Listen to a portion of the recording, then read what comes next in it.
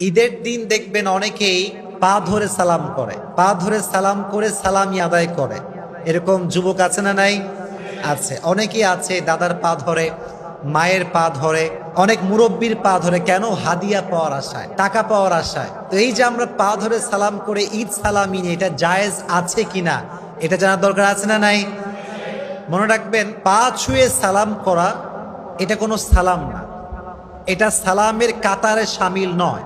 এটা হচ্ছে society culture, এটা আমরা সামাজিকভাবে গড়ে নিয়েছি। ইভেন অনেক মুরব্বী আছে দেখবেন, বলে যে তুই আমার পা ধরে সালাম না করলে তোকে আমি ঈদ সালামি দিব না। এরকম মুরব্বী আছে না নাই? বাধ্য করে পা ধরার জন্য। এখন আমরা যে পা ধরে সালাম করি, এটা কাজ ঠিক এই জন্য নয়।